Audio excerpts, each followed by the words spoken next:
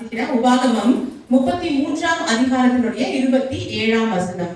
அநாதி தேவனே உனக்கு அடைக்கலம், அவருடைய நித்திய புயங்கள் உனக்கு ஆதாரம். அவர் உனக்கு முன்னின்று சத்துருக்களை துரத்தி அவர்களை அழித்து போடு என்று கட்டளையிடுவார். நம்ம நிறைய கேள்விப்பட்ட ஒரு வாக்குத்தத்த வார்த்தை தான் இந்த வார்த்தை. கரெக்டுங்களா? நான் ஜபத்துல எத்தனை பேர் கவனித்தீங்கன்னு தெரியல. மரியாள் தேவனை கனப்படுத்தி வந்த போது தேவன் மரியாதை கனப்படுத்தி அவரிடத்துல பேசினார். கரெக்டுங்களா? அதே போல இன்றைக்கு யாரெல்லாம் ஆண்டவரை கனப்படுத்தி அவர் சமூகத்துக்கு வந்திருக்கீங்களோ, உங்களை கனப்படுத்தி சில வார்த்தைகளை தேவன் உங்களோட கூட பேச விரும்புகிறார். எப்பயுமே நம்ம சபையின் செய்தி எப்படி இருக்கும்னா, முதல் 1/2 மணி நேரத்துக்கு தேவன் நமக்கு என்ன செய்ய போகிறார் அப்படின்றத சொல்லி, அடுத்த 1/2 மணி நேரம் நாம தேவனுக்கு என்ன செய்தா அதெல்லாம் நடக்கும், அந்த பேட்டர்ல இருக்கும். ஆனா நான் இன்றைக்கு மொத்த செய்தி முடிச்சதுக்கு அப்புறம் பார்த்தேன், ஆண்டவரே நாங்க ஏதாவது செய்யணுமா அப்படின்னு. நம்ம என்ன செய்யணும் அப்படின்னா ஒரே விஷயம் தான்.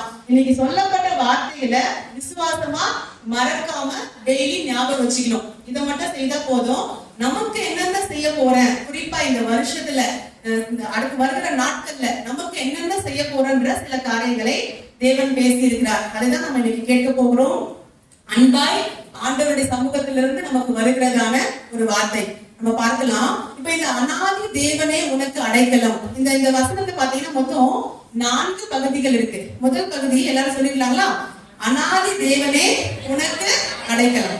2வது பகுதி பாருங்க, அவருடைய நித்திய புயங்கள் உனக்கு ஆதாரம். 3வது, அவர் உனக்கு முன்னின்று சத்துருக்களை துரத்துவார். 4வது, அவர்களை அழித்து போடு என்று கட்டளையிடுவார். இப்ப இந்த 4 பகுதிகளையும் தனித்தனியா பிரிச்சு பார்க்க போகிறோம். சரிங்களா? நேரத்துக்கு முடிச்சிருவேன். பாருங்க, முதல் பகுதி அநாதி தேவனே உனக்கு அடைக்கலம் அப்படின்னு சொல்லியாச்சு. அப்படின்னா அடைக்கலம்னா என்னங்க? அடைக்கலம்னா தங்குற இடம். ஓகேங்களா? இப்போ நம்ம தங்குற இடமா யார் இருக்கிறாரா? அநாதி தேவன் இருக்கிறாரா? அப்ப இந்த அநாதி தேவன் யாருன்னு தெரிஞ்சாதான் நம்ம அவருக்குள்ள எப்படி தங்கி இருக்கோன்றது நமக்கு தெரியும். கரெக்டுங்களா? அப்ப இந்த அநாதி தேவன் யார், அதை ஃபர்ஸ்ட் பார்க்கலாம். நம்ம எடுத்துக்கொள்ளலாம். யாராவது ஒருத்தர் எடுத்துக்கொள்ளுங்க. தானியேலின் புத்தகம் 7ஆம் அதிகாரம் 9ஆம் வசனம். தானியேல் 7ஆம் அதிகாரம் 9ஆம் வசனம். நான் வாசிக்கிறேன், நீங்க எடுத்து மட்டும் சொல்லுங்க. நான் பார்த்து கொண்டிருக்கையில் சிங்காசனங்கள் வைக்கப்பட்டது, நீண்ட ஆயுசுள்ளவர் வீற்றிருந்தார். எல்லாரும் சொல்லலாங்களா? நீண்ட ஆயுசுள்ளவர் வீற்றிருந்தார். இந்த நீண்ட ஆயுசு பொழுது அது எதிர்காலத்தை தானே குறிக்குதுங்க. உனக்கு நீண்ட ஆயுசு இருக்குன்னா என்ன அர்த்தம்? எதிர்காலத்துல நீ இன்னும் ரொம்ப நாள் வாழ்வ, அந்த அர்த்தம் தான் அது குறிக்குது. ஆனா தமிழ்ல தான் அப்படி மொழிபெயர்க்கப்பட்டிருக்கு. ஆங்கிலத்துல என்ன சொல்லப்பட்டிருக்குன்னா ஏன்ஷியன்ட் ஆஃப் டேஸ், அப்படின்னா அநாதி நாட்களாக இருக்கிறவர். அதாவது நீண்ட ஆயுசுள்ளவர் எதிர்காலத்தை குறித்து இங்க சொல்லல, நீண்ட நீண்ட நாட்களாக அவர் ஏற்கனவே இருக்கிறார் என்று சொல்லி இறந்த காலத்தை குறித்து இங்க சொல்லுது. அதாவது அந்த தேவனுக்கு ஆரம்பமே இல்லை அப்படின்னு சொல்லப்பட்டிருக்கு. சரிங்களா? அப்ப அந்த நீண்ட ஆயுசுள்ளவர், அந்த அநாதி தேவன் என்ன பண்ணிருக்கிறாரா? இப்ப சிங்காசனத்துல வீற்றிருக்கிறாரா. நான் அடுத்து வாசிக்கிறேன் பாருங்களேன். அவருடைய வஸ்திரம் உறைந்த மழையை போலவும், அவருடைய சிரசின் மயிர் வெண்மையாகவும் பஞ்சை போல துப்புரவாகவும் இருந்தது. அவருடைய சிங்காசனம் அக்கினி ஜுவாலையும் அதில் சக்கரங்கள் எரிகிற நெருப்புமா இருந்தது. 10ஆம் வசனம் வாசிக்கிற பாருங்களேன். அக்கினி நதி அவர் சன்னதியில் இருந்து புறப்பட்டு ஓடினது. 1000 பேர் அவரை சேவித்தார்கள். கோடா கோடி பேர் அவருக்கு முன்பாக நின்றார்கள்.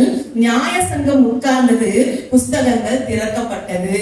பாருங்க, இங்க நீண்ட ஆயுசுள்ள ஒருவரை குறித்து சொல்லப்பட்டிருக்கு.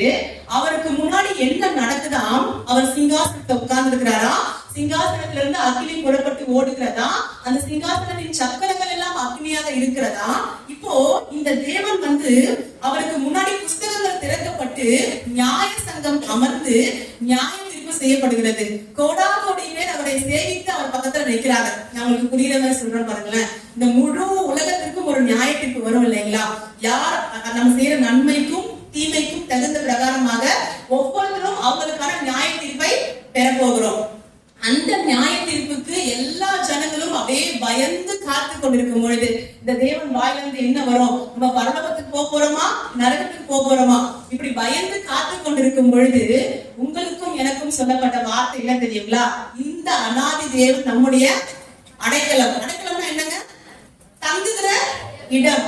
அப்போ மற்ற ஜனங்கள் எல்லாம் அப்படி தேவனுக்கு எதிரில் கோடி பேர் நின்று எனக்கு என்ன நியாயம் தீர்ப்போம் அப்படின்னு பார்த்து கொண்டிருக்கும் பொழுது உங்களுக்கும் எனக்கும் மட்டும் தெரியும் நம்ம யாருக்குள்ள இருக்கோங்க, அந்த தேவனுக்கு உள்ள இருக்கோம். அவருக்கு உள்ள இருக்கணும். நம்மளோட நியாய தீர்ப்பு எப்படிப்பட்ட நியாய தீர்ப்பு? நம்ம எங்க போவோங்க? நிச்சயமா பரலோகத்துக்கு தான் போவோம். ஏன்னா தேவன் எங்க இருக்கிறா? பரலோகத்திலே வாசம் பண்ணுகிறார். அப்ப அவருக்குள்ள தங்கி இருக்கிற நமக்கு எது கன்ஃபார்ம் ஆயிடுச்சுங்க? பரலோகம் கன்ஃபார்ம் ஆயிடுச்சு. அதுதான் இங்க சொல்றாரு, அநாதி தேவனே உனக்கு அடைக்கலம். என்ன சொல்ல வராரு? இந்த பூமி முழுக்க ஒரு கர்த்தருக்கு முன்னாடி நடுங்கி கொண்டிருக்கும் பொழுது நீங்களும் நானும் மட்டும் அந்த கர்த்தரை அப்பா பிதாவேன்னு சொல்லி அவர் மேல ஏறி கட்டி அணைச்சிக்கிற ஒரு பாக்கியத்தை கர்த்தர் நமக்கு கொடுத்திருக்கிறார். சரிங்களா? சோ அநாதி தேவனே உங்களுக்கு அடைக்கலம்னு இன்னைக்கு ஆண்டவர் இடம் பேசுறாரு. ஒருவேளை நீங்க சொல்லலாம், எனக்கு போக்கு கூட இல்ல, நான் ஏதாவது ஒண்ணுன்னா போய் ஒரு கஞ்சம் அடையத்துக்கு கூட ஒரு இடம் கிடையாது, மைண்ட ஃப்ரீ பண்ணிக்கிறதுக்காக போறதுக்கு எனக்கு ஒரு இடம் இல்ல அப்படின்னு நீங்க சொல்லலாம். இன்னைக்கு கர்த்தர் சொல்றாரு, அநாதி தேவனே உன்னுடைய அடைக்கலம், நீ வந்து தங்குகிற தஞ்சமான இடம் நான் தான் உனக்கு அப்படின்னு சொல்லி கர்த்தர் பேசுகிறார். பாருங்க அந்த 2வது பகுதி, அவருடைய நித்திய புயங்கள் உனக்கு ஆதாரம் அப்படின்னு சொல்லப்பட்டிருக்கு இல்லைங்களா? அதை பார்க்க போகிறோம். இதுதான் கொஞ்சம் நம்ம கவனம் செலுத்தி பார்க்க போகிறோம். இந்த அவருடைய அப்படின்ற இடத்துல யார் இருக்கிறதுங்க? அநாதி தேவனே உனக்கு அடைக்கலம், அவருடைய நித்திய புயங்கள் உனக்கு ஆதாரம். அப்ப அந்த அவருடையன்றது யாரு? அந்த அநாதி தேவன். அவருடையன்றது யாருங்க? அந்த அநாதி தேவன். அப்ப இப்படி வாசிக்கலாமா?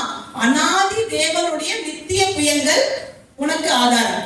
கரெக்டா இருக்கு வாசித்தா? அநாதி தேவனுடைய நித்திய புயங்கள் உனக்கு ஆதாரம். இந்த நித்தியன்ற வார்த்தை இருக்கு பாத்தீங்களா? இந்த நித்தியன்ற வார்த்தையுடைய எபிரேய பதம் ஒலாம். எல்லாரும் சொல்லலாங்களா? எபிரேய பதம் என்னங்க? ஒலாம். நித்தியன்ற வார்த்தைக்கு எபிரேய பதம் என்ன? ஒலாம். யாருடைய நித்திய புயம்? அநாதி தேவனுடைய நித்திய புயம். அந்த இடத்துல தேவன் அப்படின்ற வார்த்தை இருக்கு பாத்தீங்களா? தேவன்ற வார்த்தைக்கு எபிரேய பதத்துல ஏலோஹிம் சொல்றாங்களா? ஏலோஹிம். ஏலோஹிம் சுருக்கமா சொல்லணும்னா ஏ. ஏலோஹிம் சுருக்கமா சொல்லணும்னா ஏ. இப்ப சேர்த்து சொல்றோம் பாருங்க, ஏ ஒலாம். எல்லாரும் சொல்லலாங்களா? ஏ ஒலாம். ஏ ஒலாம்னா நித்திய தேவன், அவருக்கு ஆரம்பமும் இல்லை முடிவும் இல்லை. சரிங்களா? இப்ப யார் வெளிப்பட்டிருக்கிறாங்க இன்றைக்கு நம்ம வாழ்க்கையில? ஏல் ஒலாம் தேவன் வெளிப்பட்டிருக்கிறார். என்ன சொல்றார் பாருங்க, அந்த புயங்கள், அந்த ஏல் ஒலாம் தேவனுடைய புயங்கள், அதாவது ஆரம்பமும் முடிவும் இல்லாத தேவனுடைய புயங்கள் உங்களுக்கு ஆதாரமா. ஆதாரம் என்ன தெரியுங்களா? சப்போர்ட். சப்போர்ட் அதாவது உங்களை தாங்குமா, அந்த புயங்கள் தான் உங்களை தாங்குமா. உங்களுக்கு புரியுற மாதிரி சொல்லணும் அப்படின்னா, இப்போ ஒரு சின்ன குழந்தை, ஒரு மாசம் 2 மாசம் குழந்தைய நம்ம கீழே கடத்தி வச்சிருக்கோம். அந்த குழந்தையால தானே எழ முடியுங்களா? முடியாது. அப்போ பெரியவங்க யாரோ ஒருத்தர் தான் போய் என்ன பண்ண போறோம்? அந்த குழந்தைய தூக்க போறோம். எப்படி தூக்குவோம்? நம்ம மத்த தீசை தூக்குற மாதிரி அந்த குழந்தைய தூக்கிட முடியாது. நம்ம குனிவோம்.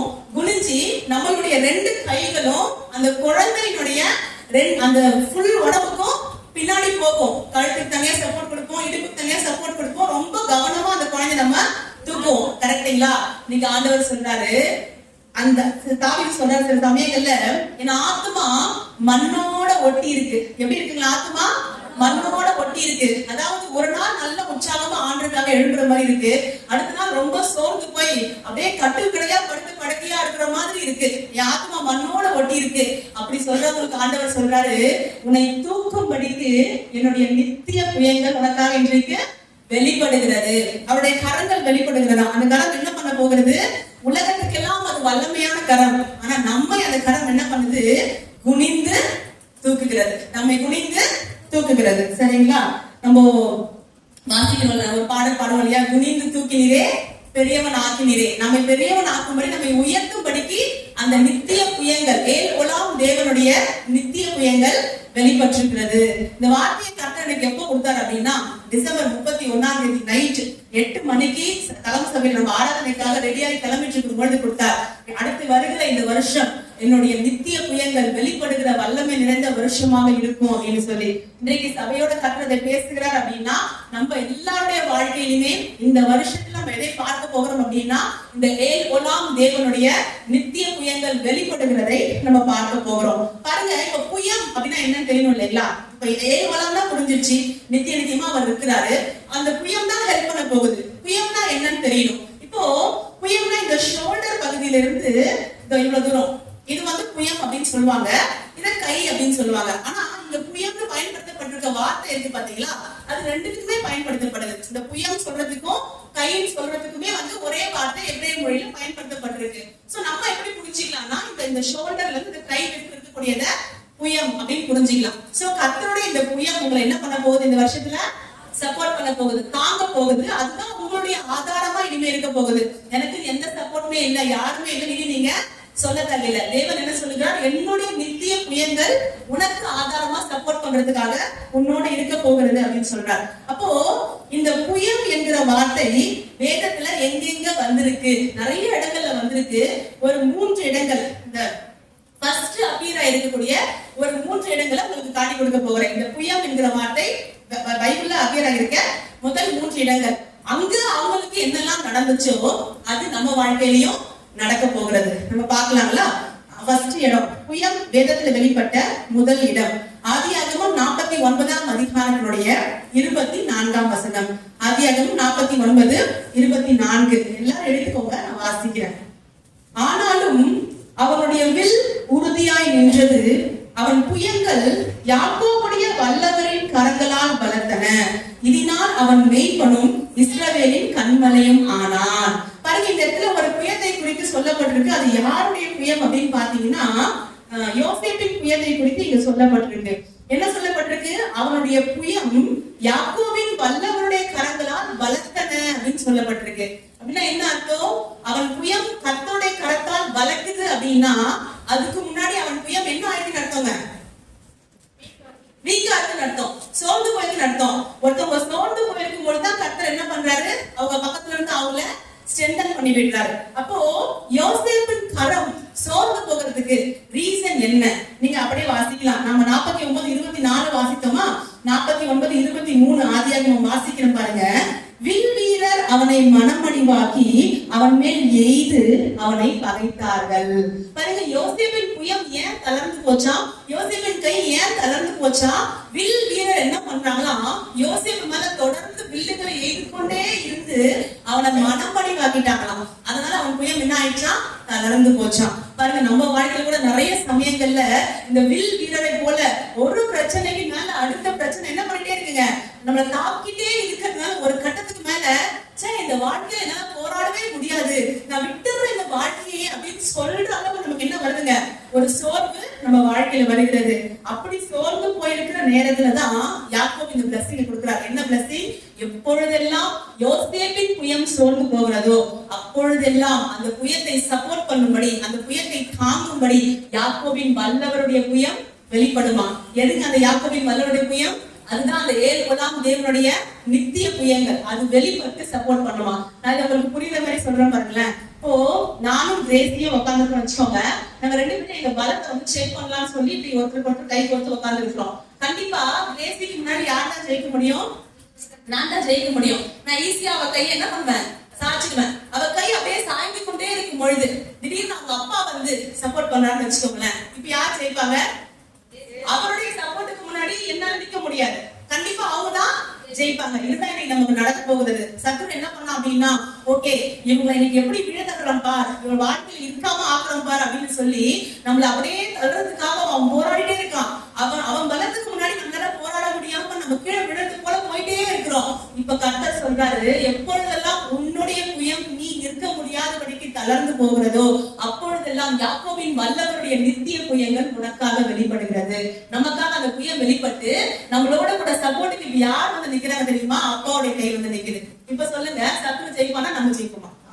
நம்ம தான். அப்ப இன்னைக்கு ஆண்டவர் என்ன சொல்றாருன்னா, இந்த வருஷத்துல நான் உங்களை ஜெயிக்க வைப்பேன் அப்படின்னு சொல்றாரு. ஒருவேளை சத்துரு உங்களை தோற்கடிப்பதற்காக ஆவிக்குரிய வாழ்க்கையில, உலக பிரகாரமான வாழ்க்கையில் நீங்க இருக்கக்கூடிய எல்லைகள்ல உங்களை தோற்கடிக்கிறதுக்காக அவன் பிரயாசப்பட்டு கொண்டிருக்கலாம். ஆனா அந்த கரம் உங்களை சப்போர்ட் பண்ணி உங்களை ஜெயிக்க வைப்பதற்காக நின்று கொண்டிருக்கிறது. பாருங்க என்ன நடக்குது. அந்த புயம் அந்த யோசேப்பின் மனச்சோர்வில் இருந்து வெளியே கொண்டு வந்தது. யோசேப்புக்கு என்ன நடந்தது? எக்ஸ்ட்ரீமான டிப்ரெஷன், மனசோர்வு அதிகமாகி போச்சு. மாத்தி மாத்தி பிரச்சனை வந்துட்டே இருந்தா முதல்ல சரீரம் பாதிக்கப்படுமோ இல்லையோ, எது பாதிக்கப்படுங்க? மனசு பாதிக்கப்படும். இப்போ கர்த்தருடைய புயம் சப்போர்ட் பண்ணி யாக்கோபினுடைய மனச்சோர்வில் இருந்து யாக்கோப வெளியே கொண்டு வருகிறது. எலியாவுக்கு இது நடந்தது இல்லையா? எலியா உச்சக்கட்ட சோர்வுக்கு போகும் பொழுது கர்த்தர் என்ன பண்ணாருங்க, எலியாவை எந்த அளவுக்கு தேய்ச்சி பலப்படுத்தினாரு பாக்குறோம். 2 முறை அப்பா சுட்டி கொண்டு வந்து கொடுக்குறாரு, சாப்பிட வைக்கிறாரு, மறுபடியும் சமூகத்துக்கு கொண்டு வராரு, எலியாவை தேய்ச்சிக்கிறாரு, மறுபடியும் முந்தின ஸ்தானத்துல நிறுத்தும் வரைக்கும் கர்த்தர் எலியாவோட இடைப்பட்டு கொண்டே இருந்தார். அப்போ இந்த நாள்ல ஒருவேளை ரொம்ப சோர்வுல நீங்க வந்திருக்கலாம், அப்படியே ஒரு மாதிரி வாழ்க்கையே வெறுத்து போய் எதுக்குதான் வாழன்னு தெரியலன்ற மனநிலையோட நீங்க வந்திருக்கலாம். கர்த்தர் உங்களுக்கு சொல்றாரு, நீங்க சோர்ந்து போக தேவையில்ல, நீங்க தனியாவும் இல்ல, உங்களை சப்போர்ட் பண்றதுக்காக, உங்களை தாங்கிறதுக்காக என் கரம் உங்க கரத்தோட இணையுது. இனி நீங்க தனியா போறாங்கன்னு சொல்லி நினைத்து கொள்ள வேண்டாம் அப்படின்னு கர்த்தர் சொல்றாரு. பாருங்க, அப்படி அந்த யாக்கோபு பிளஸ் பண்றாரு இல்லையா யோசேப்பின் வில் உறுதியா இருக்கும், யாக்கோபின் வல்லவருடைய கரம் அவனை பலப்படுத்தும் அப்படி சொன்னது என்ன நடக்குதான், ஆதியாகமம் 49:25 வாசிக்கணும் பாருங்க. உன் தகப்பனுடைய தேவனாலே அப்படி ஆயிற்று, அவர் உனக்கு துணை இருப்பார், சர்வ வல்லவராலே அப்படி ஆயிற்று, அவர் உயர வானத்திலிருந்து உண்டாகும் ஆசீர்வாதங்களினாலும் கீழே ஆழத்தில் உண்டாகும் ஆசீர்வாதங்களினாலும் ஸ்தனங்களுக்கும் கர்ப்பங்களுக்கும் உரிய ஆசீர்வாதங்களினாலும் உன்னை ஆசீர்வதிப்பார். பாருங்க, கர்த்தருடைய இந்த கரம் நம்மள சப்போர்ட் பண்ணதுக்கு வந்த அப்புறம் என்ன நடக்க போகுது தெரியுங்களா? இத்தனை நாள் வில் வீரர் உங்களை எதிர்கொண்டே இருந்ததுனால ரொம்ப டயர்ட் ஆகி நிறைய ஆசீர்வாதங்களை இழந்து போயிருக்கீங்க இல்லையா? இன்னைக்கு கர்த்தருடைய கரம் உங்களை சப்போர்ட் பண்றதுல என்ன நடக்க போகுதா, உயர வானத்திலிருந்து உண்டாகும் ஆசீர்வாதங்கள் உங்களுக்கு உண்டாக போகிறது. அதாவது என்னென்ன பிளஸிங் வானத்துல இருந்து உங்களுக்கு கிடைக்கணுமோ அது கிடைக்கும், கீழே பூமியிலிருந்து என்னென்ன ஆசீர்வாதம் உங்களுக்கு கிடைக்கணுமோ அந்த ஆசீர்வாதம் உங்களுக்கு கிடைக்கும், ஸ்தனங்களுக்கும் கர்ப்பங்களுக்கும் அடுத்த ஆசீர்வாதம், குடும்ப விருத்தி கிடைத்த ஆசீர்வாதம், என்னென்ன உங்களுக்கு தடையா இருக்கோ அதையெல்லாம் கர்த்தர் உங்களுக்கு கொடுப்பேன்னு சொல்றாரு. இதுவரைக்கும் நீங்க இது எல்லாவற்றுக்காக தனியா போராடி இருக்கிறீங்க, ஒரு ஆசீர்வாதத்துக்காக, ஒரு செழிப்புக்காக, ஒரு பிளஸிங்காக ரொம்ப தனியா போராடி இருக்கிறீங்க. ஆனா கர்த்தர் இன்னைக்கு சொல்றார், இனிமே என்னுடைய அந்த நித்திய புயம் உன்னை சப்போர்ட் பண்ணும், இனி நீ தனியா போராடல, நான் உன்னோட கூட நிற்கிறபடினால அந்த காரியத்தை நீங்க ஜெயத்தை பார்ப்பீங்க அப்படின்னு கர்த்தர் சொல்றார். இப்போ இந்த புயம் வெளிப்பட்ட முதல் இடத்துல யோசேப்பின் கை தளர்ந்து போன போது யோசேப்பின் கையோட கர்த்தருடைய கரம் வந்துச்சுன்னு பார்த்தோம். அப்ப நம்முடைய கை தளர்ந்து போடுது, நம்முடைய கையோட யார் கை வரப்போகுதுங்க, கர்த்தருடைய கை வரப்போகிறது. இரண்டாவது இந்த புயம் வெளிப்பட்ட இடத்தை பார்க்க போகிறோம். அது யாத்திராகமம் 6ஆம் அதிகாரத்தினுடைய 6ஆம் வசனம். யாத்திராகமம் 6ஆம் அதிகாரத்தினுடைய 6ஆம் வசனம் நான் வாசிக்கிறேன். ஆதலால் இஸ்ரவேல் புத்திரரை நோக்கி, நானே கர்த்தர், உங்கள் மேல் எகிப்திய சுமத்தின சுமைகளை நீக்கி நான் உங்களை விடுவித்து உங்களை அவர்கள் அடிமைத்தனத்திற்கு நீங்களாக்கி ஓங்கிய கையினாலும் மகா தண்டனைகளினாலும் உங்களை மீட்டு. பாருங்க, இந்த இடத்துல ஓங்கிய கையினாலும் ஒரு வார்த்தை வந்திருக்கு இல்லைங்களா? அந்த ஓங்கிய கை என்கிற இடத்துலதான் இந்த புயம் என்கிற வார்த்தை வந்திருக்கு, சரிங்களா? அப்போ கர்த்தர் என்ன பண்றாரா, எகிப்தினுடைய அடிமைத்தனத்திலிருந்து இஸ்ரவேல் ஜனங்களை மீட்கிறதுக்காக தன்னுடைய கைய வெளிப்படுத்துறாராம். தன்னுடைய ஓங்கிய கையை எடுத்து வெளிப்படுத்துறாரு, எகிப்தின் அடிமைத்தனத்திலிருந்து இஸ்ரவேல் ஜனங்களை மீட்பதற்காக. அப்போ இன்றைக்கு நம்ம வாழ்க்கையில இந்த புயம் எதற்காக இரண்டாவது வெளிப்பட போகிறது அப்படின்னா, நம்முடைய அடிமைத்தனம் எல்லாவற்றிலும் இருந்து நம்மை விடுதலை செய்யும்படிக்கு. முதலாவது என்ன அடிமைத்தனம் அப்படின்னு பாத்தீங்கன்னா, எகிப்தின் அடிமைத்தனம். அது என்ன எகிப்தின் அடிமைத்தனம் அப்படின்னு கேட்டீங்கன்னா, நம்ம ரட்சிக்கப்படுறதுக்கு முன்னாடி சில காரியங்களுக்கு அடிமைகளா இருந்திருப்போம். ஏதோ சில காரியங்கள், சில பாவங்கள் நம்ம வாழ்க்கையில இருந்திருக்கும். நம்ம ரட்சிக்கப்பட்டு ஞானஸ்தானம் எடுத்ததுக்கு அப்புறமும் அந்த பாவங்கள் நம்மை தொடர்ந்து கொண்டே இருக்கும். அந்த பாவ சுபாவம் நமக்கு நம்மளை விட்டு போகவே போகாது. நமக்கு எப்படி இருக்கும்னா, நான் ரட்சிக்கப்பட்டுட்டேன், ஞானஸ்தானம் பெற்றுட்டேன், அபிஷேகத்தை கூட பெற்றுட்டேன், ஆனா இன்னும் என் வாழ்க்கையில இந்த பாவத்துக்கு ஒரு விடுதலை எனக்கு கிடைக்கவே இல்லையே அப்படி நீங்க இருதயத்துல பாதிக்கப்பட்டு கொண்டே இருப்பீங்கன்னா, இன்றைக்கு ஆண்டவர் சொல்லுகிறார், எகிப்தின் அடிமைத்தன பாவங்கள் எதுல நீங்க சிக்கி கொண்டிருந்தாலும், அதாவது உங்க பழைய வாழ்க்கையின் பாவ சுபாவங்கள் எதுல நீங்க சிக்கி கொண்டிருந்தாலும் அதுல இருந்து உங்களை விடுதலை செய்யும்படிக்கு அவருடைய புயம் வெளிப்பட போகிறது. அது மட்டும் இல்ல, இன்னும் சில அடிமைத்தனத்தை குறித்து வேதம் சொல்லுகிறது. நான் அதை உங்களுக்கு வாசிக்கிறேன், நான் வேகமா சொல்றேன், நீங்க குறிப்பு மட்டும் எழுதி கொள்ளுங்க. நீதிமொழிகள் 22ஆம் அதிகாரத்தினுடைய 7ஆம் வசனத்துல வாசிக்கிறோம், கடன் வாங்கினவன் கடன் கொடுத்தவனுக்கு அடிமை. அப்ப கடன் என்கிறது என்னங்க, ஒரு அடிமைத்தனம். இன்றைக்கு கர்த்தர் சொல்லுகிறார், இந்த கடன் என்கிற அடிமைத்தனத்துல யாரெல்லாம் சிக்கி கொண்டிருக்கீங்களோ உங்களை மீட்கும்படிக்கு அந்த புயம் வெளிப்பட போகிறது. இரண்டாவது பாருங்க, ரோமர் 6:20, பாவத்திற்கு நீங்கள் அடிமைகளா இருந்த காலத்தில் நீதிக்கு நீங்கினவர்களா இருந்தீர்கள். அப்ப இரண்டாவது அடிமைத்தனம் என்னங்க, பாவத்திற்கு அடிமையாவது. அப்போ வேற எந்த பாவ சுபாவ மக்கள் இருந்தாலும் சரி, அந்த பாவ சுபாவத்துக்கு நம்ம அடிமைகளாய் மாறி இருக்கோம் அப்படின்னா அங்கேயே நம்ம மீட்பதற்காக அவருடைய கரம் வெளிப்படுகிறது. மூன்றாவது பாருங்க, ரோமர் 8ஆம் அதிகாரத்தினுடைய 15ஆம் வசனம். திரும்பவும் பயப்படுகிறதற்கு நீங்கள் அடிமைத்தனத்தின் ஆவியை பெறாமல். அப்ப அடுத்த ஒரு அடிமைத்தனம் இருக்கு. அது என்ன அடிமைத்தனம்னா பயம் என்கிற அடிமைத்தனம். சிலருக்கு எதை குறிச்சும் பயம் இருக்கும். எந்த காரியத்தை குறித்து ஐயோ இது இப்படி நடக்குமோ, என்ன ஆகுமோன்னு சொல்லி ஒரு பயம் இருந்து கொண்டே இருக்கும். அவங்க லைஃப்ல தைரியமாவே எதையும் ஃபேஸ் பண்ண மாட்டாங்க. அப்படிப்பட்ட பயம் என்கிற அடிமைத்தனத்திலிருந்து தேவன் நம்மை விடுதலை செய்யும்படி அவர் கரம் வெளிப்பட போகிறதா. 1 கொரிந்தியர் 7:23 வாசிக்கிற பாருங்க. நீங்கள் கிரயத்துக்கு கொல்லப்பட்டீர்கள், மனுஷனுக்கு அடிமைகளாகாதிருங்கள். சிலர் எப்படி இருப்பாங்கன்னா மனுஷங்களுக்கு அடிமையா இருப்பாங்க. அதாவது இந்த நபர் சொல்லிட்டா நான் செஞ்சுவேன்பா, இவங்க சொல்லிட்டா என்ன ஆனாலும் நான் பண்ணிடுவேன்பா, பைபிளுக்கே அது விரோதமா இருந்தா கூட பரவாயில்ல, என்ன சொல்லிட்டாங்களா என்னால எடுக்க முடியாதுன்ற மாதிரி சிலர் எப்படி இருப்பாங்கன்னா மனிதர்களுக்கு அடிமைகளா மாறி போயிருப்பாங்க. இன்னைக்கு ஆண்டவர் சொல்றாரு, அப்படி மனுஷ அடிமைத்தனத்துல நீங்க இருந்தீங்கனாலும் அதுல இருந்து உங்களை விடுதலை செய்யும்படி என் கரம் புறப்படுகிறது அப்படின்னு சொல்றாங்க. அடுத்து பாருங்க, கலாத்தியர் 4:1. சுதந்திரவாளியானவன் எல்லாவற்றுக்கும் எஜமானா இருந்தும் அவன் சிறு பிள்ளையா இருக்கும் காலமளவும் அவனுக்கும் அடிமையானவனுக்கும் வித்தியாசம் இல்லை. இது என்ன அடிமைத்தனம் தெரியுங்களா? நமக்கு நிறைய காரியங்களை ஏசப்பா சிலுவையில சம்பாதிச்சு வச்சுட்டாரு. ஆனா இன்னும் நமக்கு அந்த புரிதல் இல்ல. புரிதல் இல்லாததுனால நம்ம என்ன பண்ணிட்டு இருக்கோம் அப்படின்னா சின்ன சின்ன விஷயத்துக்காக கூட ரொம்ப போராடி கஷ்டப்பட்டு ஒரு வாழ்க்கைய வாழ்ந்து கொண்டிருக்கிறோம். இது எப்படி சொல்லலாம், ஸ்பிரிச்சுவல் இம்மெச்சூரிட்டி அப்படின்னு சொல்லலாம். ஆவிக்குரிய வாழ்க்கையில ஒரு முதிர்ச்சி தன்மை இல்லாததுனால எனக்கு சிலுவையில அப்பா சம்பாதிச்சு வச்ச எல்லாவற்றையுமே நான் புரிந்து கொள்ளாம, உணர்வு இல்லாம இன்னும் கஷ்டமான ஒரு வாழ்க்கையை வாழ்ந்து கொண்டிருக்கிறது. உங்களுக்கு புரியுற மாதிரி சொல்லணும்னா, இப்ப எங்க அப்பா ஒரு கோடீஸ்வரன் வச்சுக்கலாம். எனக்கு தெரியல எங்க அப்பா கோடீஸ்வரன். அப்ப நான் என்ன பண்றேன்னா ஒவ்வொரு சின்ன சின்ன பொருளுக்கும் பயந்து கேட்கிறேன் அப்பா கிட்ட காசு இருக்குமோ இல்லையோ தெரியாதே, இந்த அவரால் கொடுக்க முடியுமா முடியாதான்னு தெரியாதே அப்படின்னு சொல்லி தயங்கி அப்பா இது கொடுப்பீங்களா அப்படின்னு கேட்கிறேன். என்ன விஷயம் எனக்கு என்ன தெரியல, எங்க அப்பாவுக்கு அதை செய்ய முடியும்ன்றது எனக்கு தெரியாததுனால தயங்கி கேட்கிறோம். நிறைய சமயங்கள்ல நம்ம பரலோக அப்பாவையும் அப்படிதான் பாக்குறோம். அவரால சர்வ வல்லமையா எல்லாமே செய்ய முடியும்ன்றத நம்ம யோசிக்கிறது இல்ல.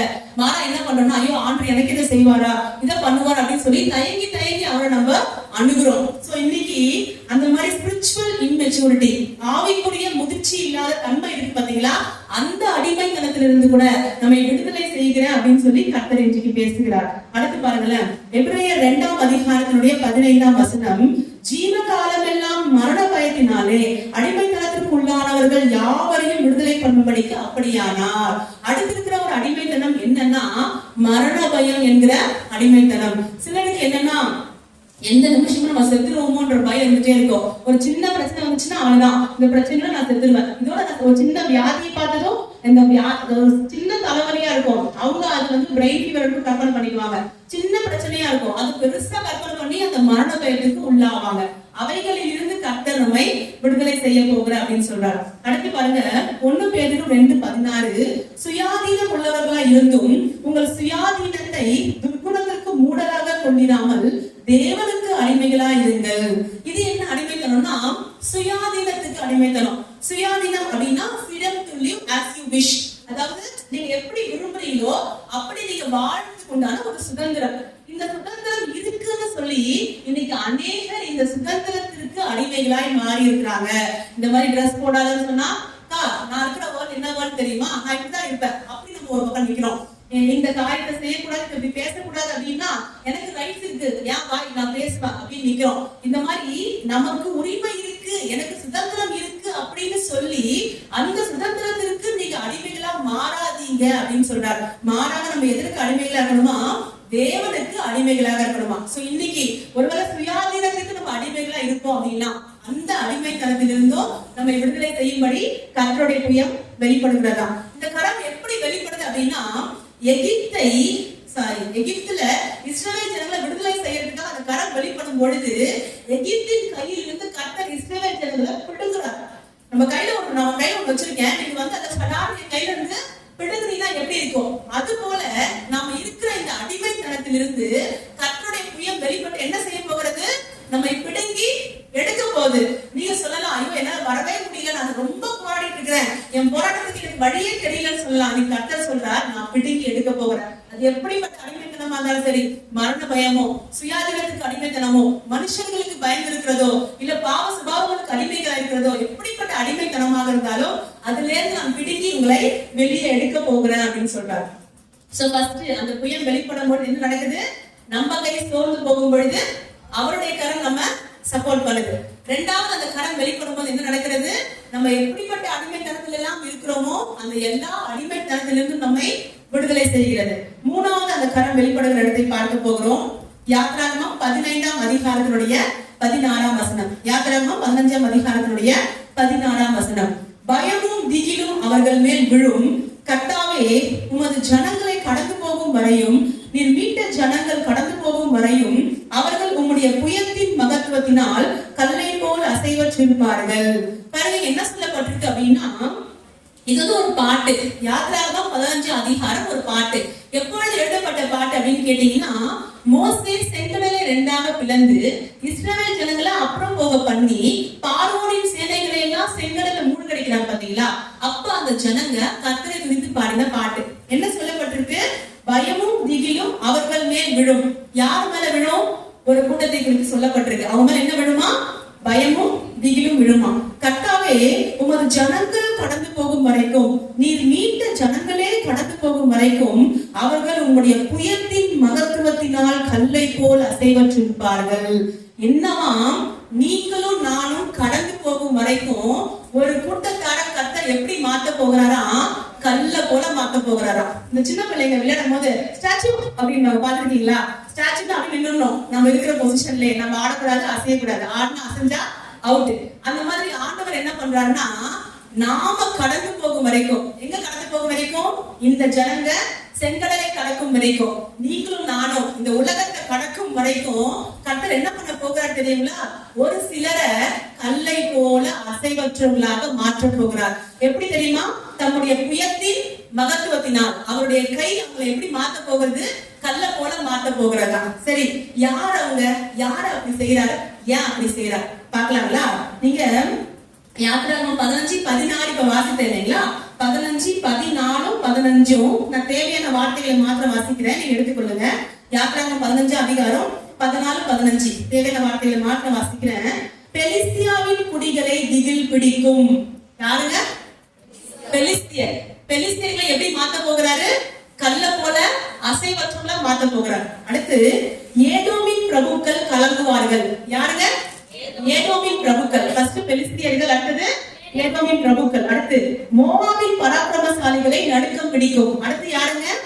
மோவாபியர்கள். நெக்ஸ்ட் கானானின் குடிகள் யாவரும் கரைந்து போவார்கள். யாரு? கானான்ல இருக்கிற எல்லா குடிகளும். ஒரு 64 விதமான பிரபுக்களும் குடிகளும் கானான்ல இருந்தாங்க. அவங்க எல்லாரும் கரைந்து போவாங்கன்னு சொல்லி இவங்க பாடுறாங்க.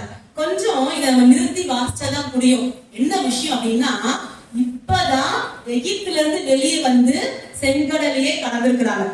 இன்னும் இவங்க யாரையும் அவங்க பார்க்கவே இல்லை. கரெக்டுங்களா? இவங்க செங்கடலை பார்த்தது யாரு மட்டும்தாங்க? பார்வோனையும் அவன் சேனையும் மட்டும்தான். அவங்க யாரு? எகிப்தியர்கள். ஆனா இவங்க என்ன பாடிட்டு இருக்கிறாங்க? இப்பதான் செங்கடலை கடந்து கர்த்தரை துதிச்சு பாடுறாங்க. எப்படி பாடுறாங்க தெரியுமா? பெலிஸ்தியாவின் குடிகளை திகில் பிடிக்கும், ஏதோமின் பிரபுக்கள் கலங்குவார்கள், மோவாபின் பராக்கிரமசாலிகளை நடுக்கம் பிடிக்கும், கானானின் குடிகள் யாரும் கரைந்து போவார்கள்னு பாடுறாங்க. இந்த 4 கூட்டத்தை யார் தெரியுங்களா? இப்ப அவங்க பார்த்த பிரச்சனை கிடையாது, இனி அவங்க பார்க்க போற பிரச்சனை. நான் சொல்றது புரியுதுங்களா?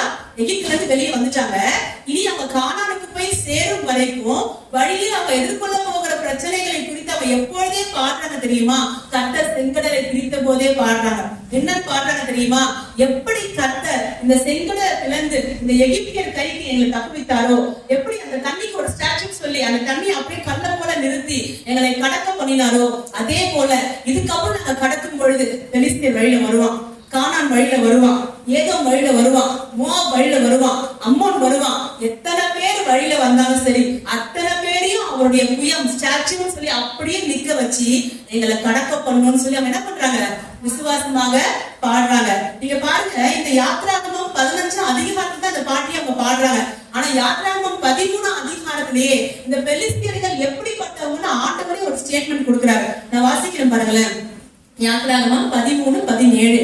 பார்வோன் ஜனங்களை போகவிட்ட பின்பு ஜனங்கள் யுத்தத்தை கண்டால் மனம் அடைந்து எகிப்துக்கு திரும்பி போவார்கள் என்று சொல்லி பெலிஸ்தரின் தேசம் வழியாய் போவது சமீபமானாலும் தேவன் அவர்களை அந்த வழியாய் நடத்தாமல். அப்ப உங்களுக்கு புரியுற மாதிரி சொல்றேன் பாருங்களேன். இந்த பெலிஸ்திய தேசம் வழியா எகிப்துல இருந்து கானானுக்கு போகிறது ரொம்ப ஈஸி. சில நாட்களுக்குள்ளவே போயிடலாம், சரிங்களா? ஆனா தேவன் அப்படி அவங்க நடத்தலையாம். ஏன் நடத்தலைங்களா?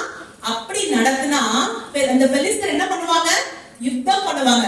யுத்தம் பண்ண இந்த ஜனங்க பயந்து போய் மறுபடியும் எங்கே போயிடுவாங்க? எகிப்துக்கே போயிடுவாங்கன்னு சொல்லிதான் கர்த்தர் அவங்க சிவந்த சமுத்திரத்தின் வனாந்திர வழியை நடத்தினார். ஈஸியா ஒரு வழி இருக்கு, அந்த வழியில போனா என் ஜனங்க சோர்ந்து போயிடுவாங்க, பயந்துடுவாங்கன்னு சொல்லி கர்த்தர் என்ன பண்ணலையா? அந்த வழி நடத்தலையாம். அப்ப இந்த பெலிஸ்தர் எப்படிப்பட்டவங்கன்னு கர்த்தர் பாக்குறார். இவங்க என் ஜனங்களை பயமுறுத்துகிறவன் பாக்குறார். ஆனா அந்த பெலிஸ்தியாவின் குடிகள் 13ஆம் அதிகாரத்துல பயமுறுத்துறவர்களாக காணப்பட்டாங்க. 15 அதிகாரத்துல இவங்க பாடும்போது எப்படி பாடுறாங்க? பெலிஸ்தியாவின் குடிகளை திகில் பிடிக்கும். எல்லாரும் சொல்லாங்களா?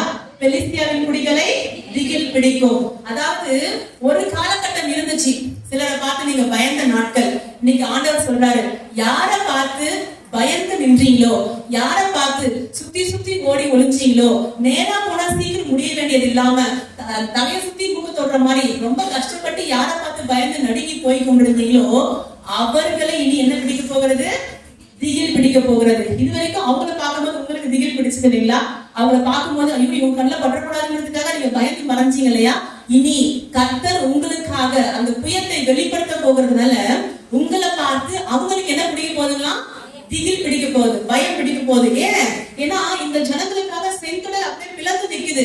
பார்வோன் மிகப்பெரிய ஆர்மி என்ன ஆகி போச்சு?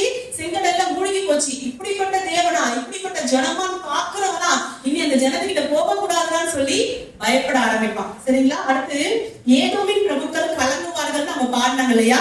இந்த ஏதோமின் பிரபுக்களை அவங்க எங்கதான் மீட் பண்றாங்க அப்படின்னா என்னாகமம் 20ஆம் அதிகாரத்தினுடைய 14 முதல் 20 வரை உள்ள வசனத்தை மீட் பண்றாங்க. அப்போ இந்த ஏதோமின் பிரபுக்கள் பாருங்களா, வாசிக்கிற என்னாகமம் 20:21. இப்படி ஏதோம் தன் எல்லை வழியாய் கடந்து போகும்படி இஸ்ரவேலுக்கு உத்தரவு கொடுக்கவில்லை. என்ன நடந்துச்சுங்க? இஸ்ரவேல் ஜனங்க ஏதோம் ராஜா கிட்ட கேக்குறாங்க. என்ன கேக்குறாங்க?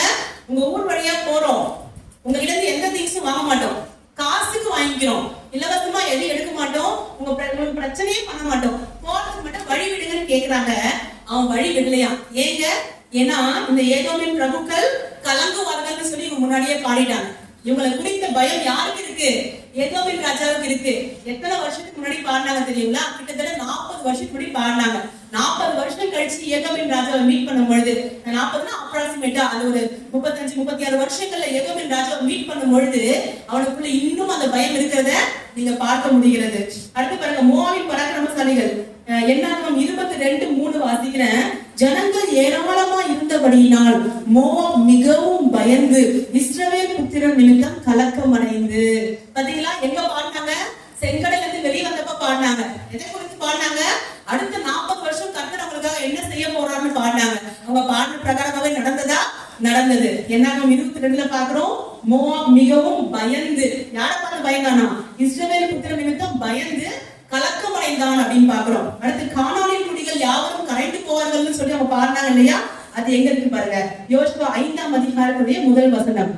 இஸ்ரவேல் புத்திரர் கடந்து தீரும் அளவும் கர்த்தர் யோர்தானின் தண்ணீரை அவர்களுக்கு முன்பாக வற்றி போக பண்ணினதை யோர்தானுக்கு மேற்கரையிலே குடியிருந்த எமோரியரின் சகல ராஜாக்களும் சமுத்திரத்தருகே குடியிருந்த கானானியரின் சகல ராஜாக்களும் கேட்டது முதற்கொண்டு அவர்கள் இருதயம் கரைந்து இஸ்ரவேல் புத்திரருக்கு முன்பாக சோர்ந்து போனார்கள்.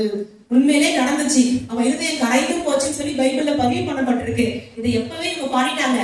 40 வருஷத்துக்கு முன்னாடி செங்கடலை கடக்கும் பொழுது இவங்க பாடிட்டாங்க. அப்ப நீங்க யோசிச்சு பாருங்களேன், நான் என்ன சொல்லல அப்படின்னா இந்த கர்த்தர் இன்னைக்கு வெளிப்படுத்தா உங்களுக்காக அவருடைய வல்லமையான புயல் வெளிப்படுது. அதனால உங்க வாழ்க்கையில நீங்க ஒரு பிரச்சனையும் இருக்காது, எல்லா பிரச்சனையும் கர்த்தர் சால்வ் பண்ணிட்டார் அப்படி சொல்லல. நீங்க போற வழியில பிரச்சனைகளை பாப்பீங்க. போற வழியில பெலிஸ்தியர் வருவான், போற வழியில கானானியர் வருவான், ஏதோமின் பிரபுக்கள் வருவாங்க, மோவாபின் ராஜாக்கள் வருவாங்க, உங்களுக்கு விரோதமா பீலையாம கூலி போட்டுட்டு கூட வருவாங்க, சில ஊழியக்காரரையே கூட கூட்டு வந்து அவனை சபிங்க நிற்பாங்க. ஆனா கர்த்தர் சொல்லுகிறார், அதுல ஒரு பிரச்சனையை பார்த்தும் நீங்கள் கலங்க வேண்டாம். ஏன் அப்படின்னா அவருடைய புயம் நீங்கள் கடந்து போகும் வரைக்கும் உங்களை காக்கும்படி உங்களோட உங்களோட கூட நிற்கும். நீங்க தைரியமா போங்க. அந்த பிரச்சனை பக்கத்துல நிக்கட்டும். ஐயோ இவங்க கிட்ட போனா அடிச்சிருவாங்கன்ற அளவுக்கு பயமா இருக்கு நீங்க சொல்றீங்களா? அடிக்க மாட்டாங்க. அவருடைய புயம் அவங்க என்ன பண்ண தெரியுமா? கல்லை போல அசைவற்று நிற்க பண்ணும். அந்த வார்த்தை எப்படி சொல்லப்பட்டிருக்கு? அவருடைய புயம் வெளிப்படும் பொழுது அவர்கள் கல்லை போல அசைவற்றிருப்பார்கள். நான் வாசிக்கிற பாருங்க, யாத்திராகமம் 15:16. நீர் மீட்ட ஜனங்களே கடந்து போகும் வரைக்கும் அவர்கள் உங்களுடைய புயத்தின் மகத்துவத்தினால் கல்லை போல அசைவற்றிருப்பார்கள். எவ்வளவு பெரிய ராஜாக்கள் வந்தாலும் சரி, உங்களை எதிர்த்து எத்தனை பெரிய ஆட்கள் வந்தாலும் சரி, அவர்கள் கர்த்தருடைய கை வல்லமையை பார்த்து அப்படியே ஸ்டாச்சு போல நின்றுடுவாங்க. உங்களை அவங்க சேதப்படுத்த மாட்டாங்க. நீங்க தைரியமா கடந்து போங்க. பிரச்சனை பக்கத்துல இருந்தா அவங்க கண்களுக்கு கட்டுறத மறைச்சிடுவார். நீங்க தான் போறீங்கிறதே கட்டுற அவங்களுக்கு மறைச்சிடுவார். நீங்க தைரியமா அவங்க முன்னாடி நடமாடுங்க. இனி நீங்க கடந்து போகிறதை குறித்து பயப்பட வேண்டாம். ஏன்னா உங்களுக்காக என்ன வெளிப்பட்டிருக்குது? அவருடைய புயம் வெளிப்பட்டிருக்குது. பாருங்க, இப்படி கர்த்தருடைய புயம் வெளிப்படும் பொழுது முதலாவது என்ன நடக்கும்னு சொன்னாங்க? நீங்க சோர்ந்து போயிருக்கும் பொழுது உங்க கரத்தோடு அவருடைய கரம் வெளிப்படும் சொன்னேன். இரண்டாவது, எப்படிப்பட்ட அடிமைத்தனத்துக்குள்ள நீங்க இருந்தாலும் அதுல இருந்து கர்த்தர் உங்களை பிடுங்கி எடுக்க போகிறான்னு சொன்னேன். மூணாவது, இனி நீங்க கடந்து போக போற பாதையில எத்தனை பெரிய ராஜாக்களும் எத்தனை பெரிய எதிரிகளும் உங்களுக்கு எதிராக வந்தாலும் அவர்கள் கல்லை போல அசைவற்று நிற்க போகிறாங்க. உங்களுக்கு ஒரு சேதத்தையும் அவங்களால கொடுக்க முடியாது. இப்ப பாருங்க, இப்போ அதுக்கு என்ன அர்த்தம் அப்படின்னா, உங்க எதிரிகளோட கர்த்தர் யுத்தம் பண்ண போகிறான்னு அர்த்தம். உங்க எதிரிகளை அவர் பார்த்துக்க போறான்னு அர்த்தம். நம்ம என்ன வசனம் வாசித்தோம்?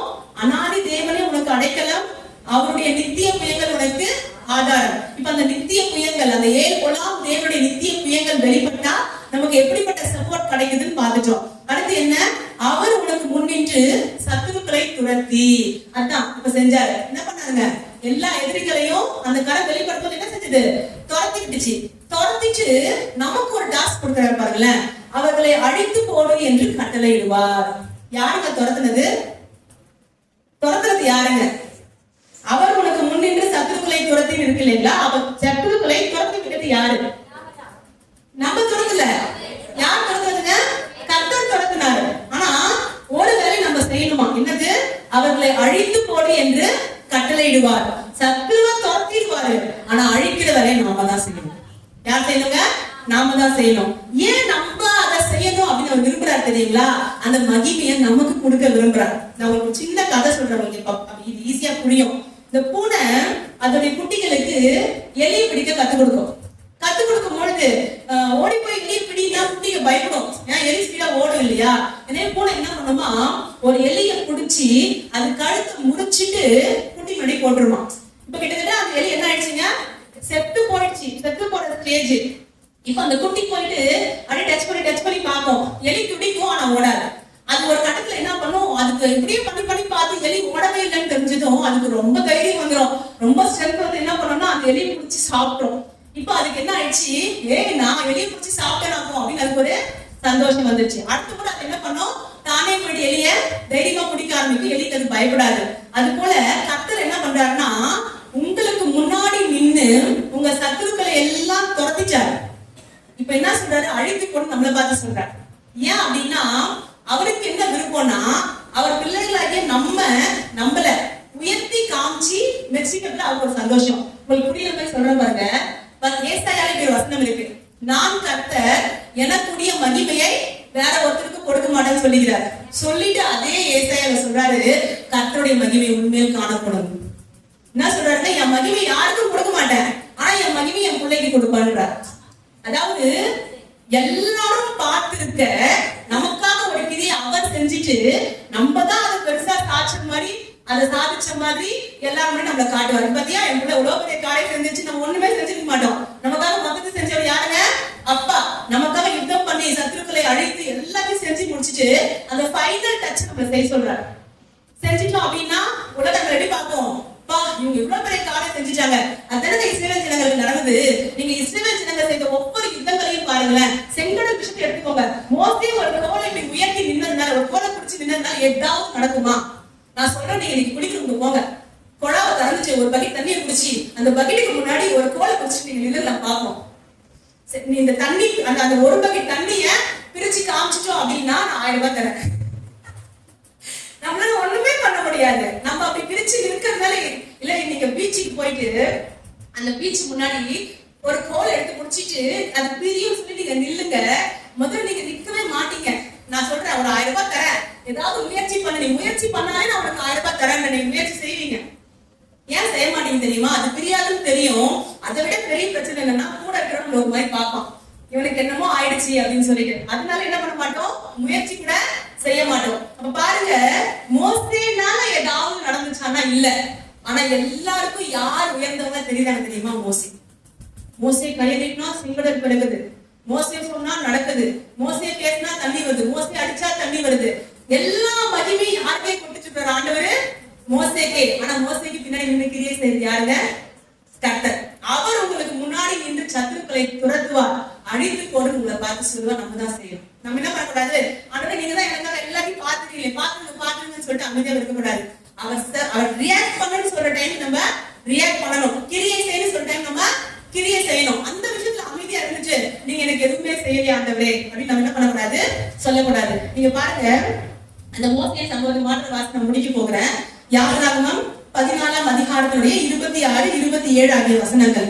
கர்த்தர் மோசேயை நோக்கி, ஜலம் எகிப்தியர் மேலும் அவர்களுடைய ரதங்கள் மேலும் அவருடைய குதிரை வீரர் மேலும் திரும்பும்படிக்கு உன் கையை சமுத்திரத்தின் மேல் நீட்டு என்றார். அப்படியே மோசே தன் கையை சமுத்திரத்தின் மேல் நீட்டினான். விடியற் காலத்தில் சமுத்திரம் பலமாய் திரும்பி வந்தது. எகிப்தியர் அதற்கு எதிராக ஓடும் போது கர்த்தர் அவர்களை கடலின் நடுவே கவிழ்த்து போட்டார். யாருக்கு கவிழ்த்து போட்டது? கர்த்தர். ஆனா கையை நீட்ட சொன்னது யார் கையங்க? மோசே கைய. அப்போ சின்ன வேலையை நம்ம செய்ய சொல்றாரு. கை நீட்டுறது ஒரு கஷ்டமான வேலையாங்க. சின்ன வேலையை நம்மள செய்ய சொல்றாரு. பெரிய வேலையை யார் பாத்துக்கிறாரா? அப்பா பாத்துக்கிறாரா? சரிங்களா? இப்ப இங்க என்ன நடந்தது? மோசே கீழ்ப்படிந்து அந்த கையை நீட்டின போது கர்த்தர் என்ன பண்ணாருங்க? அந்த செங்கடலை அவங்களுக்கு முன்னாடி பிரிய பண்ணினா, அதே செங்கடலை அவங்களுக்கு முன்னாடி சேரவும் பண்ணினார். அப்போ உங்களுக்கு தெரியும் கர்த்தர் உங்களை என்ன செய்ய சொல்றாரு அப்படின்னு. நான் இன்னைக்கு உட்கார்ந்து உங்களுக்கு லிஸ்ட் கொடுக்க போறது இல்ல, நீங்க இதை செய்யுங்க, இதுதான் சத்ரு அழிக்கிறது, எந்த லிஸ்ட் கொடுக்க போறது இல்ல. நீங்க தேவ சமூகத்துக்கு போங்க, அப்பா கிட்ட கேளுங்க, அப்பா நீங்க எனக்கு சொல்லிட்டீங்க எனக்காக உங்க காரம் வெளிப்படும் சொல்லிட்டு, என் சத்ருக்களை எல்லாம் துரத்துவான்னு சொல்லிட்டீங்க, அழித்து போடும் கட்டளை கொடுப்பான்னு சொல்லிருக்கீங்கல்ல, நான் என் சைட்ல இருந்து என்ன செய்யணும்பா அப்படின்னு நீங்க போய் ஆண்டுகிட்ட கேளுங்க. உங்க சைட்ல இருந்து நீங்க செய்ய வேண்டியது என்னவோ அது பரலோகத்துல இருந்து உங்களுக்கு சொல்லப்படும். எப்படி தெரியுமா சொல்லப்படும் சொல்றேன்? இவ்வளவு காரியத்தை நீங்க பேசினார் அப்படின்னா அடுத்து நீங்க என்ன செய்யணும்ன்றது உங்ககிட்ட பேசுவார், கண்டிப்பா பேசுவார். சரிங்களா? இப்போ கர்த்தர் என்ன பண்ணார் தெரியுங்களா? இந்த வார்த்தையை ஆண்டவர் எழுத வைத்தார். God dragged Pharaoh's army into the Red Sea and said unto Moses, destroy them. அதாவது பார்வோனின் ஆர்மி இருக்குல்ல, சேனை இருக்குல்ல, அத கர்த்தர் தரதரதரன் செங்கடலுக்கு இழுத்துட்டு வந்தாராம். அவன் வரவே இல்லை, அவங்களுக்கு தெரியுங்களா? அவன் வரல தானே, அவன் பயந்துட்டான். கர்த்தருடைய ஒரு அடிக்கே பயந்து தலைச்சம்பளை எல்லாம் செத்தபோது அவன் என்ன ஆயிட்டாங்க, இனிமே நான் என்ன பண்ணக்கூடாது, இந்த ஜனங்களுக்கு எதிராக போகக்கூடாதுன்ற மனநிலைக்கு வந்துட்டான். கர்த்தர் விடல. கர்த்தர் மோசே கிட்ட சொல்றாரு, மோசே செங்கடலுக்கு முன்னாடி பாளையம் இறங்குங்கன்றார். ஏன் தெரியுமா அங்க பாளையம் இறங்க சொல்றாரு? அங்க பாளையம் இறங்குனா அந்த இடத்துல ஒரு வாட்ச் டவர் இருக்கு, ஒரு கோபுரம் இருக்கு. அந்த கோபுரம் யாருடைய கோபுரம்னா பார்வோனுடைய கோபுரம். யார் வச்சிருக்கிறது? பார்வன் வச்சிருக்கான். எதுக்கு வச்சுட்டா, யாராவது எதிரிகள் வந்தாங்க அப்படின்னா அந்த எதிரிகளை அடையாளம் கண்டு இந்த கோபுரத்துல இருக்கிறவங்க அடுத்த கோபுரத்துல இருக்கிறவங்களுக்கு தகவல் கொடுப்பாங்க. அது ஒரு பாதுகாப்புக்காக வைக்கப்பட்ட இடம். இப்போ அந்த இடத்துல போய் இவங்க பாளையம் இறங்கி செங்கடலுக்கு முன்னாடி இவங்க காத்துட்டு இருக்கிறாங்க. இது பார்வோனுக்கு அறிவிக்கப்படுது. வேற எங்கேயாவது இருக்காங்கன்னு சொல்லி தவிர பார்வன் வந்திருக்க மாட்டான். இங்க இருக்காங்கன்னு சொல்லி வந்தான். ஏன் வந்தான் தெரியுமா? ஒரு பக்கம் செங்கடல், அடுத்த 2 பக்கமும் மலைகள். சோ அவங்க கம்ப்ளீட்டா லாக் ஆயிட்டாங்க அப்படின்னு சொல்லி பார்வோனுக்கு தகவல் போகுது. இந்த தகவல் கேட்டுதான் யார் வந்தது? பார்வோன் வந்தான். அவங்க பாளையம் இறங்க சொன்னது யாருங்க? கர்த்தர். ஏன் இறங்க சொன்னா தெரியுங்களா? பார்வோனை தரதரன் இழுத்து வரதுக்காக. சில சமயங்கள்ல சில பிரச்சனைகள் உங்க வாழ்க்கையில வந்ததும், இத்தனை நாள் பிரச்சனை எல்லாம் நிம்மதியா இருந்தேன், இப்ப ஏன் எனக்கு இந்த பிரச்சனை வந்துச்சு அப்படி கேட்காதீங்க. ஏன் கேட்காதீங்கன்னு சொல்றேன்னா, பிரச்சனையை ஏன் உங்களுக்கு அனுமதிச்சிருக்காரு தெரியுங்களா? உங்களை கொண்டு அந்த பிரச்சனைக்கு நிரந்தர முடிவை கட்டும்படி அதை அனுமதிச்சிருக்கிறார். சரிங்களா? நீங்க எசேக்கியேல் எடுத்துக்கோங்க. உலர்ந்த எலும்புகள் நிறைந்த பள்ளத்தாக்க கர்த்தர் எசேக்கியேலை சுற்றி வர பண்ணினாராம். கொஞ்சம் எசேக்கியேலின் மனநிலையை கற்பனை பண்ணி பாருங்க. ஒரு பெரிய பள்ளத்தாக்கு ஃபுல்லா என்ன இருக்கு? உலர்ந்த எலும்புகள் சொன்னா டீசெண்டா இருக்குல்ல, எலும்பு கூடுகள் பிஞ்சு பிஞ்சு கிடக்குது. மனித எலும்பு கூடுகள் நல்லா காஞ்சி கருவடாகி ஃபுல்லா சிதறி சிதறி கிடக்குது. ஒரு பெரிய பாளையம் ஃபுல்லா. உங்களுக்கு புரியுற மாதிரி சொல்றேன் பாருங்க. 12 மணி நேரா சுடுகாட்டுக்கு போங்க, அங்க ஒரே ஒரு எலும்பு கூட பாருங்க, அதுக்கப்புறம் நீங்க வீட்டுக்கு வந்து சாப்பிடுவீங்களா அப்படின்னு சொல்லி. மாட்டோம் இல்ல. ஆனா ஒரு பள்ளத்தாக்கு ஃபுல்லா உலர்ந்த எலும்புகள் கர்த்தர் எசேக்கியேலை சுற்றி நடக்க பண்றார். எசேக்கியேல் மனநிலை யோசித்து பாருங்க. அந்த எலும்புகளை சுற்றி நடக்கிறவருக்கு ஒரு வார்த்தை கூட ஆண்டவர் பேசினாரு பைபிள்ல இல்ல. அப்படின்னா எசேக்கியேல் நடக்க விட்டுட்டாரு. எசேக்கியேல் நடக்கிறாரு. அவர் மனதுக்குள்ள எவ்வளவு போராட்டம் ஓடி இருக்கும். ஆண்டவரே இந்த பிரச்சனைக்குள்ள என்ன கொண்டு வந்து வச்சுட்டு ஒண்ணுமே பேச மாட்டீங்களே ஏன்? நான் கேட்டேன் ஏதாவது உங்களை, நீங்களா வந்தீங்க, கூட்டு வந்து பிரச்சனைக்குள்ள விட்டீங்க, பிரச்சனையை சுற்றி நடக்க பண்றீங்க, ஆனா ஒண்ணும் பேச மாட்டீங்க.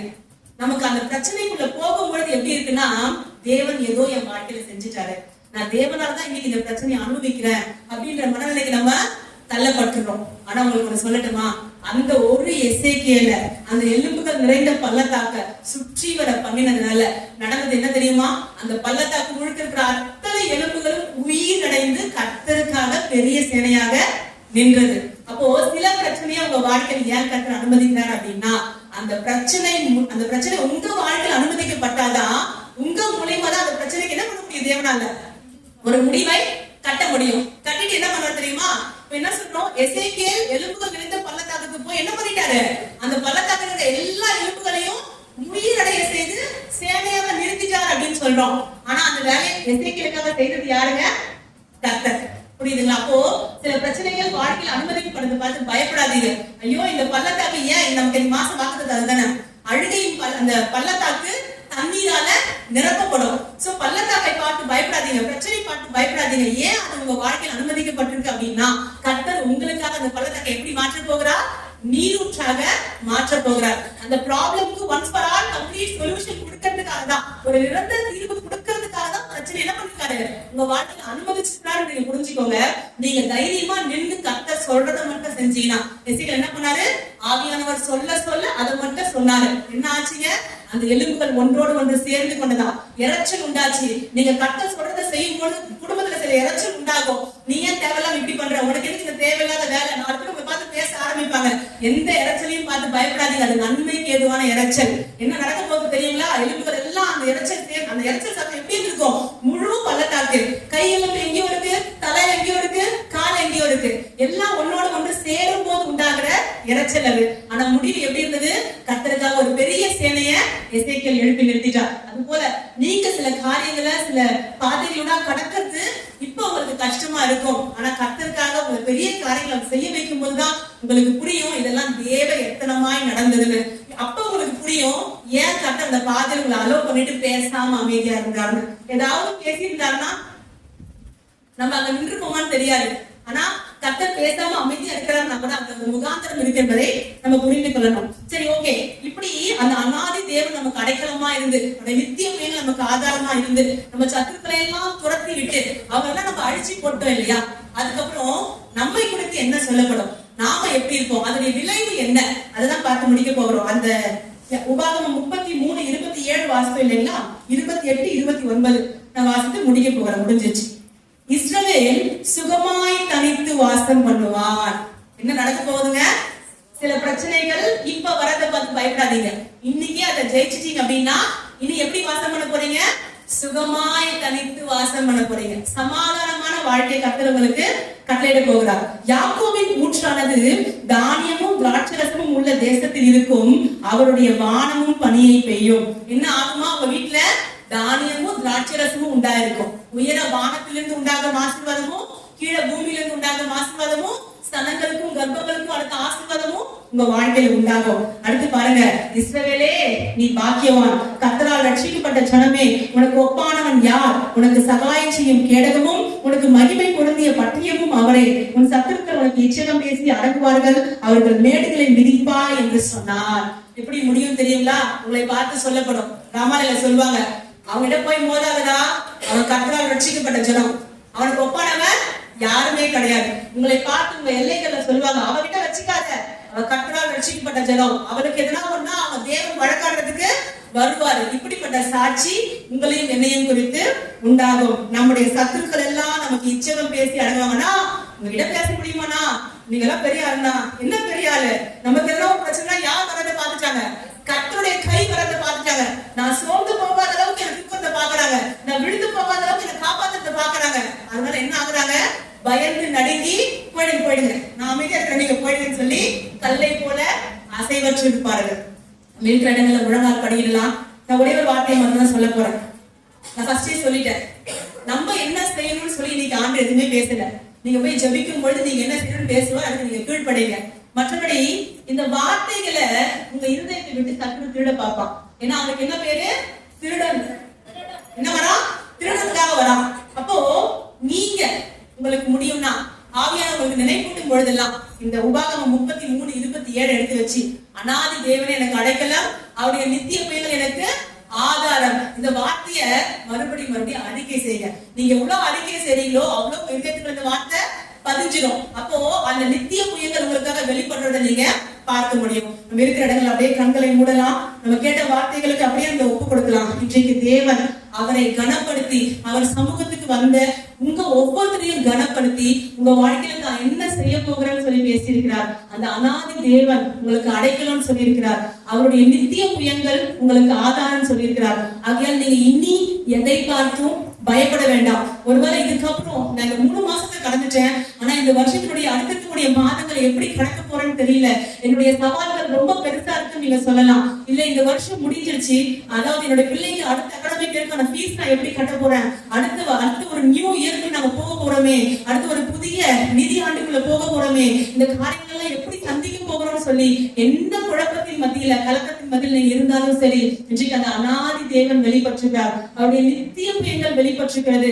எப்பொழுதெல்லாம் என் கை தளர்கிறது நீங்க சொல்றீங்களோ அப்பொழுதெல்லாம் உங்களை காக்கும்படி, உங்களை தாங்கும்படி யாக்கோபின் வல்லவருடைய புயம் உங்களுக்காக வெளிப்படுகிறது. அந்த கரத்துக்காக நன்றி செலுத்தலாமா? அந்த கரத்துக்காக நன்றி செலுத்தலாம். அப்பா உங்க கரத்துக்காக நன்றின்னு சொல்லுங்க. இதோ முழு உலகமும் அந்த சர்வ வல்லவருக்கு முன்பாக எனக்கு என்ன நியாய தீர்ப்பு கிடைக்குமோன்னு சொல்லி பயந்து உட்கார்ந்து கொண்டிருக்கும் பொழுது, நீங்களும் நானும் அந்த நீண்ட ஆயுசுள்ளவருடைய வலது பார்க்கத்துல, அந்த நீண்ட ஆயுசுடைய மடியில உட்காரும்படி அவர் அப்பா பிதாவின் அழைக்கும் நமக்கு சாகியத்தை கொடுத்திருக்கிறாரே. ஆகையால் நம்மை குறித்து சொல்லப்படுகிற வார்த்தை இதுதான், கர்த்தரால் ரட்சிக்கப்பட்ட ஜனமே உனக்கு ஒப்பானவன் யார்? அவரே உனக்கு மகிமை பொருந்திய கேடயமா இருக்கிறார், அவரே உனக்கு சகாய்ச்சியின் பட்டயமா இருக்கிறார் என்று சொல்லி, நீங்கள் அல்ல, உங்களை குறித்த இந்த சாட்சியை உங்களை சுற்றி இருக்கிற ஜனங்களை கர்த்தர் சொல்ல வைக்க போகிறார். நம்ம அப்படி இருக்கிற இடங்களை கர்த்தருக்கு ஒப்பு கொடுக்கலாம். ஆண்டவரே, ஒருவேளை இந்த வார்த்தைகள் என் வாழ்க்கையில நிறைவேறக்கூடாதபடிக்கு என்ன அடிமைத்தனங்கள் இருந்தாலும் இன்னைக்கு எனக்கு ப்ராமிஸ் பண்ணீங்களே, உன்னை அடிமைத்தனத்துல இருந்து பிடுங்கி எடுப்பேன்னு சொன்னீங்களே, ஆண்டவரே என் வாழ்க்கையில இருக்கிற எல்லா அடிமைத்தனத்துல இருந்தும் என்னை விடுதலை ஆக்குங்கன்னு சொல்லுங்க. நமக்கு சொல்லப்பட்ட ஆலோசனை, நம்ம நீதிக்கு அடிமைகளா இருக்கணும். பிசாசுக்கோ, பாவத்திற்கோ, மனுஷர்களுக்கோ, இல்ல எந்த பயத்திற்கோ அல்ல. நம்ம கர்த்தரை நோக்கி கேட்கலாமா? ஆண்டவரே என்னை விடுதலை ஆக்குங்கப்பா, இன்னைக்கு எனக்கு கொடுத்த வாக்குத்தத்தத்தின்படி என்னை விடுதலை ஆக்குங்கன்னு கேட்கலாம். அன்னைக்கு அந்த குருடன், அந்த பர்த்திமேயு இயேசு கடந்து போகிறார் என்று தெரிந்ததும் அந்த வாய்ப்பை விடக்கூடாதுன்னு சொல்லி அவன் கத்தி தனக்கான அற்புதத்தை பெற்றுக்கொண்டான். இன்றைக்கு இயேசு கடந்து வந்திருக்கிறார், நம்ம மத்தியில கடந்து வந்திருக்கிறார். அந்த புயங்கள், அந்த தேவனுடைய நித்திய புயங்கள் உங்களுக்கு உதவும்படி உங்க மத்தியில வந்திருக்கிறது. அந்த சான்ஸை நீங்க விடாம அதை பற்றி கொண்டு அவர்கிட்ட கேளுங்க. ஆண்டவரே என் கை சலித்து போயிருக்குப்பா, எனக்கு தாங்குங்கன்னு கேளுங்க. ஆண்டவரே என்னுடைய அடிமைத்தனத்தினால் விடுதலையாக முடியலப்பா, என்னை விடுதலை செய்யுங்கன்னு கேளுங்க. ஆண்டவரே எதிர்காலத்தை குறித்து பயமா இருக்குப்பா, அடுத்த இருக்கிற 40 வருஷத்தை, அடுத்த இருக்கிற 50 வருஷத்தை, என்னுடைய எதிர்காலத்தை நான் எப்படி நடத்த போகிறோம்னு தெரியல, சரீரத்தை பலன் ஒடுக்குறத உணர்றேன். ஆண்டவரே வீட்டுல பினான்சியலா நம்ம ரொம்ப தவிக்கிறத உணர்றேன். ஆண்டவரே பிள்ளைகளை எப்படி நடத்த போகிறோம்னு தெரியல. நீங்க எப்படி தவித்து கொண்டதாலும் சரி, அப்பாவுக்கு அதை தெரியப்படுத்துங்க. அவருடைய புயங்கள் இன்றைக்கு வெளிப்படும் சொன்னதுனால அதை கிளைம் பண்ணுங்க, அதை உரிமை பாராட்டுங்க. அன்னைக்கு 12 வருஷம் பெரும்பாலும் ஸ்திரீ இயேசு கடந்து போகிறான்னு தெரிஞ்சதும் வஸ்திரத்தின் ஓரத்தையாகிலும் தொட்டு எனக்கான ஒரு அற்புதத்தை வாங்கி கொள்ளாம இந்த வாய்ப்பை நான் மிஸ் பண்ண மாட்டேன் தீர்மானம் பண்றது போல இன்றைக்கு ஒரு தீர்மானத்தை எடுங்க. இயேசு கடந்து வந்திருக்கிறார். அவருடைய புயங்கள் உங்கள் சத்துருக்களை கல்லை போல நிறுத்த வல்லமையாய் கடந்து வந்திருக்கிறது. இந்த வாய்ப்பை பயன்படுத்திக்கிறது. அப்பாவை பார்த்து கேளுங்க, ஆண்டவரே என் பயத்துல இருந்து விடுதலை ஆக்குங்க. எதிர்காலத்தை குறித்த பயங்கள் அதிகமா இருக்கிறது. இஸ்ரவேல் ஜனங்களை துதிக்க வைத்தீங்களே, எதிர்காலத்தை குறித்து துதித்து பாட வைத்த பிரகாரமாக அவர்களுக்கு நடந்ததே. ஆண்டவரே எங்கள் எதிர்காலத்தை குறித்தும் அப்பா எங்களை துதிக்க வைங்கன்னு சொல்லுங்க. கர்த்தர் உங்க வாயில அந்த துதியை உண்டு பண்ணுவாராக. கர்த்தர் உங்க வாயில அந்த துதியை உண்டு பண்ணுவாராக. நம்ம எல்லாரும் இருக்கிற இடங்களை அப்படியே கர்த்தருக்குமே ஒப்பு கொடுக்கலாம். ஹல்லேலூயா. நீதியின் வலக்கரத்தாலே உன்னை தாங்குவேன் நான் அன்பினாலே. நீதியின் வலக்கரத்தாலே உன்னை தாங்குவேன் நான் அன்பினாலே. அற்புதங்கள் நான் செய்திடுவேன், அற்புதங்கள் நான் செய்திடுவேன். நடத்திடுவேன், உன்னை அதிசயமாய் நான் நடத்திடுவேன். நான் உன்னை விட்டு விலகுவதில்லை, நான் உன்னை என்றும் கைவிடுவதில்லை, நான் உன்னை விட்டு விலகுவதில்லை, நான் உன்னை என்றும் கைவிடுவதில்லை. நான் உன்னை காண்கின்ற தேவன், கண்மணி போல் உன்னை காண்பேன். நான் உன்னை காண்கின்ற தேவன், கண்மணி போல் உன்னை காண்பேன். நான் உன்னை விட்டு விலகுவதில்லை, நான் உன்னை என்றும் கைவிடுவதில்லை. அம்மா பார்த்து சொல்லலாமா? நீர் என்னை விட்டு விலகுவதில்லை, நீர் என்னை என்றும் கைவிடுவதில்லை, நீர்